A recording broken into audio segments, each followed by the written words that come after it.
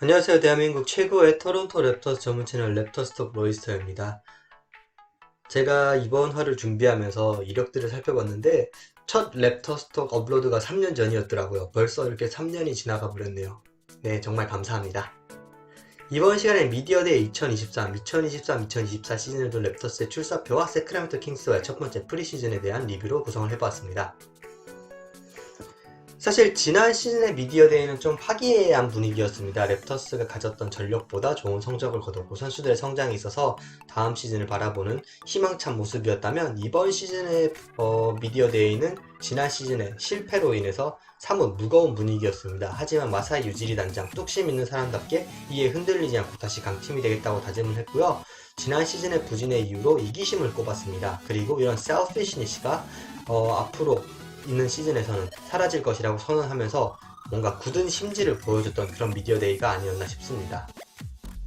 사실 많은 인터뷰들이 있었지만 저는 마사이 유지 단장과 다르코 라야코비치 신임 감독의 인터뷰만 여기서 요약하도록 하겠습니다. 모든 사람들의 인터뷰를 하고 싶었지만 시간 관계상 생략하도록 하겠습니다. 일단 마사이 유지리 단장 첫 번째 질문은 닉스가 랩터스의 이제 스태프를 상대로 소송을 건 것, 정보를 빼돌렸다라는 건에 대한 소송이 있었는데요. 이 건에 대해서 어떻게 진행되고 있는지를 물어봤는데 이것에 대해서는 NBA 역사상 팀을 상대로 한 소송은 딱 한 번 있었습니다. 그걸 참고하기 바랍니다 라면서 무뚝뚝하게 끊었습니다. 그리고 이제 지난 시즌에 대한 리뷰로서는 이제 시즌을 진행하다 보면 결정을 내려야 되고 모든 어퍼튜니티는 책임이 따른다 라는 좀 광범위한 말과 함께 만약 벤블릿을 놓친 것이 실패라면 본인이 그 책임을 져야겠죠 라면서 뭐라고 해야 될까요? 좀 유체이탈 화법? 비스무리하게 쓰긴 했는데 본인이 책임감을 어쨌거나 느낀다. 벤블릿에 대해서는 본인들이 의도한 바가 아니었다라는 인터뷰를 했습니다. 그리고 구단에 대한 인내심에 대한 이야기도 했습니다. 그레이드를 드래프트한 것, 이제 슈레더를 영입하면서 벤블릿의 빈자리를 메우는 것 등에 대한 이야기를 하면서 꾸준하게 나아가겠다고 밝혔고요. FA들의 재계약 관련해서도 이제 새로운 시즌, 새로운 기회고 새로운 코치가 왔으니 새로운 마인드로 나아갈 것이다 라면서 아직은 좀 직접적으로 언급을 하기는 꺼려하는 그런 뉘앙스의 인터뷰를 했습니다. 그리고 시약함과는 아직 연장 계약에 대해서 의논해보지 않았다고 하고요. 릴라드 트레이드 관련해서는 랩터스가 한 선수에게 이렇게 큰 오퍼를 해본 적이 없었다고 합니다. 정말 큰 딜을 공격적으로 제안을 했는데 결국 되지 않아서 안타깝다는 이야기와 함께 right to one, 만능 트레이드가 올 때까지 랩터스 구단에서는 계속 공격적으로 기회를 볼 것이다 라고 이제 다짐을 했습니다. 마지막인데요. 이제 지난 시즌 선수들은 잘했지만 팀은 잘하지 못했다. 즉 이기주의 때문에 팀이 뭉치지 못했다라며 다소 공격적인 이야기를 하면서 다음 시즌부터는 이제 이 selfishness라는 단어는 사라질 것입니다. 라면서 팀 농구, 팀이 함께하는 것에 대한 강조를 했습니다. 사실 제가 봐도 지난 시즌에는 대충 누군가가 이기적으로 플레이를 했다는 것 동의합니다. 이어서 다르코 감독에 대한 인터뷰입니다. 이제 첫 번째 질문은 동일하게 닉스와의 소송에 대한 이야기였는데요. 다르코 감독은 마사이 유지리 감독이 짧게 끄는 것과 달리 좀 길게 설명을 했습니다. 사실 본인에게도 이건 충격이었고 이 소송은 진행 중이기 때문에 본인은 많은 코멘트를 할 수 없다. 하지만 본인이 이야기할 수 있는 것은 내 자신이 어떤 사람인지 아는 것에 대한 이야기, 도덕적인 부분에 대해서 본인은 결백하다고 이야기했고 빨리 소송이 끝나서 진실이 밝혀지길 바란다는 말로 마무리 지었습니다. 그리고 팀에 대한 첫인상으로는 정말 재능이 많은 팀이라고 하면서 선수들에 대해 극찬을 했습니다. 또 슈레더와의 인연에 대해서 짧게 언급했는데요.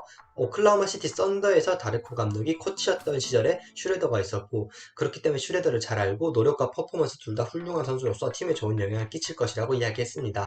그리고 벤블릿이 떠난 가운데 스카티 반지를 포인트 가드로 쓰는 것에 대한 이야기에서는 정말 재능이 많고 시야가 넓은 선수라면서 반지에 대해서 칭찬하고 분명 이번 시즌에 큰 역할을 할 것이라고 인터뷰를 했습니다.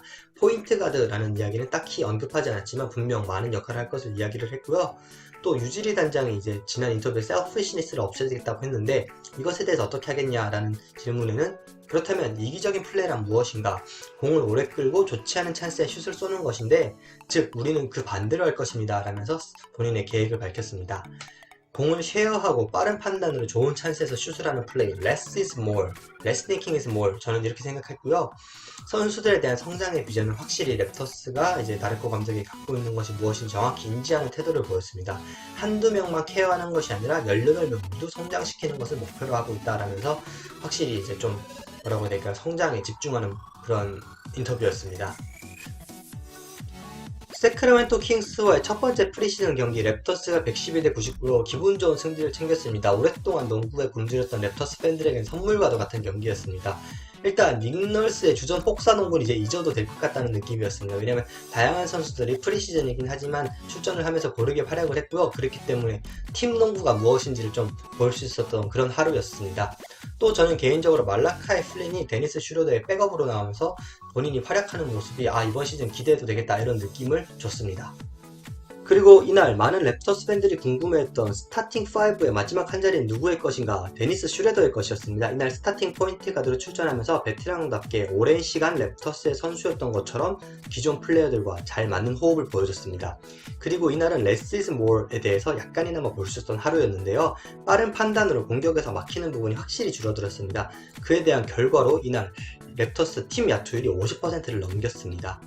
확실히 데니스 슈레더 같은 경우에는 다르코 라야코비치 감독과 이전부터 알던 사이였기 때문에 감독이 확실히 활용법을 아는 듯한 그런 모습이었습니다. 벌써부터 랩터스 부상자가 발생했는데요. 콜로코가 아직도 호흡기 질환으로 인해서 아웃이 선언되었습니다. 지난 썸머리그 역시 해당 호흡기 질환으로 결정됐기 때문에 빠르게 콜로코가 코트에 복귀하기를 바라겠고요. 또 아치우와 사타구니 부상으로 트레이닝 캠프를 일찍 종료했습니다. 부상의 정도는 아직 파악되지 않았고 다음 주 재검을 통해서 이제 파악할 예정이라고 하는데요. 아치우아가 코트에서 플레이할 때 모습도 그렇고 본인이 피지컬이 되게 훌륭한데 이걸 어떻게 잘 활용해야 되는지를 모르는 것 같아요.